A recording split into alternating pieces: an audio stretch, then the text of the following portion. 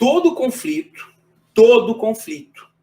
que acontece dentro da empresa, tá, gente? O recorte aqui é a empresa, dentro da relação profissional, vai estar ligado a um desses 3 pilares aqui, tá?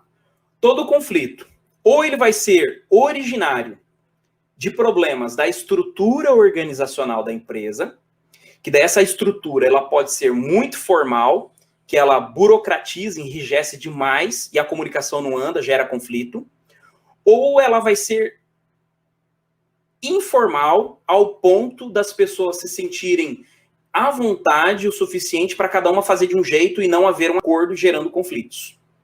Então, um dos pilares dentro dessas variáveis é a estrutura organizacional, que ela pode ser formal demais ou informal demais, ou formal de menos. Uma outra variável que gera conflito dentro das empresas são processos. Processos, comunicação administrativa, procedimentos, processos, normas. Quando isso não existe de forma clara na empresa, gera problema, gera conflito entre departamento, gera conflito entre pessoas, gera conflito entre cliente e a empresa. Tá? Percebe, então, que são situações gerenciáveis. E é isso que eu quero dizer. São gerenciáveis, porque eu posso, de forma consciente e intencional, montar uma estrutura organizacional que minimize esse problema.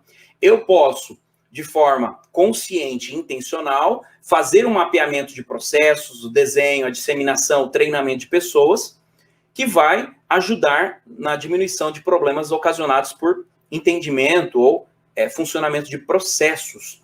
E aí existe uma terceira variável, que são as pessoas.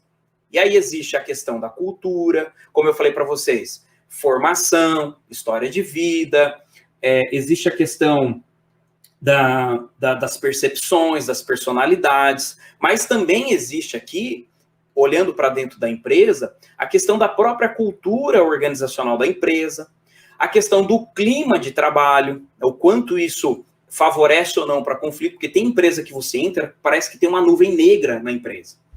Que parece que tudo ali tá um querendo morder o outro, tá? E as políticas, né? Políticas de gestão de pessoas, né? De relacionamentos, de comunicação, uma série de coisas. Então, percebe que quando a gente olha para dentro... Por que eu digo isso também, tá, gente? Quando a gente olha para dentro da empresa, a gente vai perceber a existência desses 3 pilares e os problemas que a falta de gestão sobre eles ocasionam. Digo isso por experiência. Já trabalhei com consultoria durante muito tempo. E sempre os problemas partiam de um desses 3 pilares aqui. Tanto que dentro do diagnóstico organizacional que eu fazia, sempre tinham elementos que envolviam estudo sobre a estrutura organizacional, sobre processos e sobre pessoas. Tá? A partir de hoje, pessoal, vocês vão ter um outro olhar sobre conflitos. E é interessante porque quando você mexe, qual que é um conceito que eu compartilho com vocês? Às vezes, a gente fica batendo em pessoas. Batendo em pessoas assim, fica tentando mudar a pessoa. Não, porque você tem que fazer assim, porque você... Entende? A gente fica muito na pessoa. E nós não conseguimos mudar a pessoa muda se ela quiser.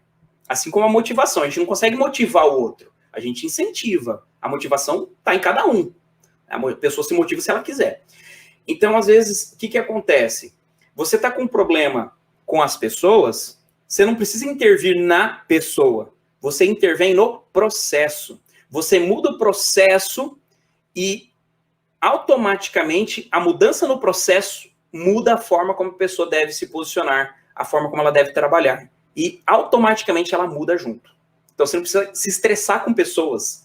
Você não precisa ficar se desgastando e se degladiando com pessoas, tentando convencer a pessoa que ela tem que mudar.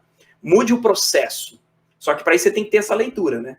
Esse olhar da empresa como um todo, sistêmico. Muda o processo.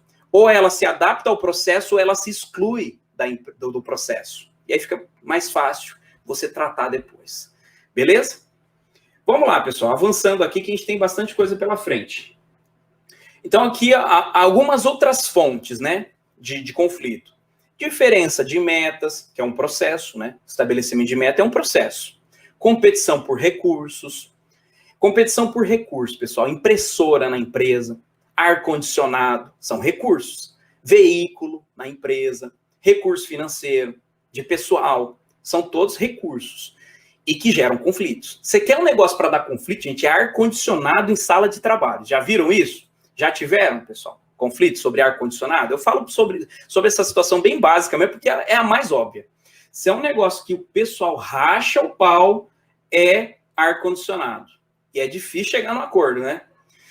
Falha na comunicação, má interpretação de informações, aí é questão de pessoas, né? Percepção, desacordo quanto a desempenho, problemas na estrutura organizacional, como eu já falei, e estrutura de relacionamento, que tem a ver com a questão da estrutura organizacional, que também já colocado. Então, perceba, isso aqui está no nosso material, tá, gente? Então, perceba que a gestão do conflito, pessoal, não é só identificar a pessoa que está tendo conflito. É dar um passo além e enxergar por que está acontecendo aquele conflito. Porque senão você vai ficar batendo com a pessoa, falando, não, porque você está errado, não, porque você tem que mudar, porque você fez...